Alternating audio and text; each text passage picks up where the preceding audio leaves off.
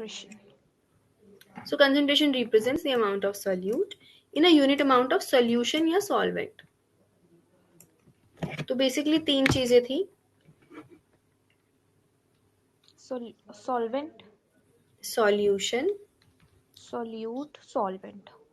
solute plus solvent होता है, right?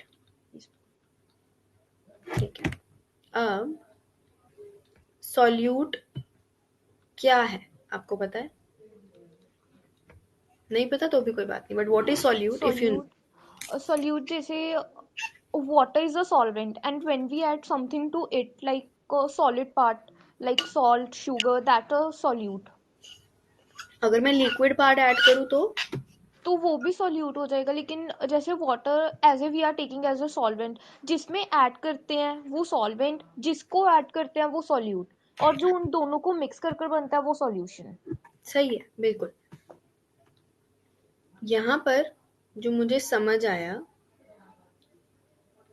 चलो मैं आपसे एक एग्जांपल से भी पूछती हूँ. आपने जो अभी तक बताया बिल्कुल सही है. HCl लिक्विड में वाटर लिक्विड ऐड किया मैंने, HCl का सोल्यूशन बन गया. ठीक है. अगर ये 10 ml है और ये 100 ml है, तो कौन सा सॉल्यूट कौन सा solvent? Water is a solute, solvent, and HCl is a solute, because वो अमाउंट में भी कम है और जो वाटर है वो अमाउंट में भी ज्यादा है. जो मतलब सॉल्वेंट होता है वो इंक्रीज्ड अमाउंट में होता है, और जो सॉल्यूट होता है वो डिक्रीज्ड अमाउंट में होता है तो कंपैरेटिवली एक टू मेन क्राइटेरिया तो ये हो गया ना कि जो कम है वो सॉल्यूट, जो ज्यादा है वो सॉल्वेंट, राइट? yes. क्योंकि दोनों लिक्विड थे तो हम बता सकते थे, है ना, कि ये कम है वो ज्यादा है. ज्यादा है. yes ma'am.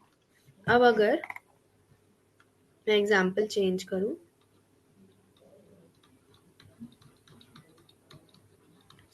Copper sulphate solid 5H2O liquid से बना copper sulphate dot 5H2O solid. मान लो ये 5 ग्राम है, ये 5 ml है. अब अभी मैम जो ये है वाटर, वो सॉल्वेंट है, और CuSO4 सॉल्यूट है. कैसे पता चला? मैम क्योंकि मोस्ट ऑफ द टाइम्स हम सॉलिड चीज को वाटर में इंक्लूड करेंगे और मेटल को वाटर में डालेंगे. अब देखो, जब एक सॉलिड एक सॉल्यूट है, सबसे पहले तो मैं कंपेयर तो नहीं कर सकती ना क्या कम क्या ज्यादा, बिकॉज वो दोनों ही 5 हैं. अच्छा चलो अब 10 है तो फिर हो जाएगा. अच्छा, एक 5 ग्राम चीनी पड़ी है, एक 10 ml पानी है, कौन सा ज्यादा है तुम्हें कैसे पता?